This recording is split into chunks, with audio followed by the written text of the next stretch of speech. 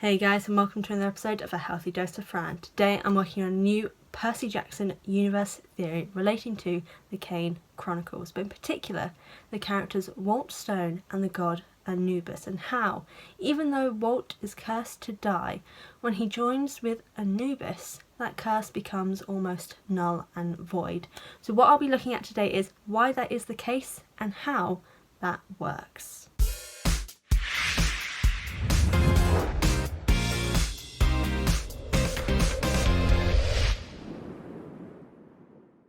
I know that I technically started this video with spoilers relating to Walt and Anubis, but pretty much anything else main plot related to the Kane Chronicles will not be discussed in this video. So if you haven't read the Kane Chronicles, you don't need to worry, there'll be no spoilers here except for anything relating to Walt and Anubis.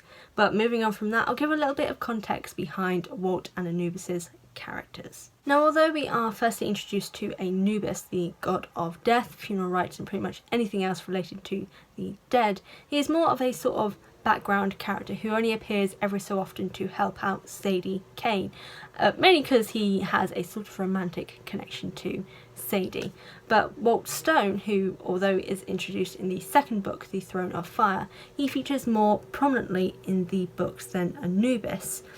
Now, Walt, we do learn halfway through the second book, is sadly cursed to die because of his paternal ancestor Aghahenton being cursed by the priests of Amun-Ra, so that his bloodline, whenever they use magic, it would speed up the death process. Now that we've got that bit of background for the two characters, let's move on to the starting theory as to why, when they join together at the end of the series, Walt's curse disappears. Now, my first theory is relating to the fact that Walt and Anubis appear to have more of a connection than first thought. Now, originally it could have just been the fact that Walt is cursed to die and Anubis is the god of death, hence their connection. But after reading the books again, there seems to be even more of a connection between them. Now, Walt, who uses amulets to kind of hone his magical abilities, as in doing that, his death curse kind of slows down almost. It doesn't kind of take his life as quickly in using amulets. But every so often we see him use this power that even he himself doesn't know where it comes from. And this power turns out to be the power of Anubis. So now, this unintentional channeling of Anubis's power, the fact that he is cursed to die and Anubis is the god of death, the two being connected would make more sense as to how it's possible, firstly, for them to be permanently connected, similar to Julius Kane and Osiris. A similar thing could be happening with Walt and Anubis in the fact that they were connected before they were even joined together, and now that they are, this previous connection is the reason behind its permanentness, and the fact that Walt can now rely on Anubis's life force, which means the curse can no longer affect Walt. Now, I did really only have two different theories for this, and this last theory is technically kind of connected to the first one in that it is looking particularly at life forces. Now, life forces is something that is discussed quite heavily in the Kane Chronicles, because if a magician uses too much of their life force to channel magic, they will burn up and die. However, Walt himself is cursed to die no matter what, and slight spoiler for the Serpent's Shadow, he does actually officially die. His life force is completely tapped out from using magic, and he dies in front of Sadie.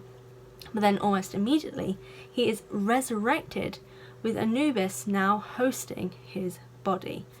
And this is the most interesting part, and I think the one that I am most believing in terms of how the curse disappears, because technically the curse actually came to fruition.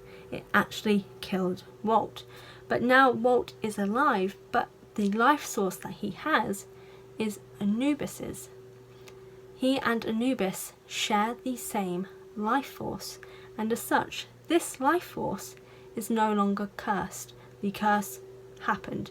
Walt died. He has a new life, a new life source, and that's why the curse no longer affects him. Now I know that I usually have a couple more theories relating to things like this, but those two were literally the only ones that kind of made sense to me when I was reading through the books again with those thoughts in my mind.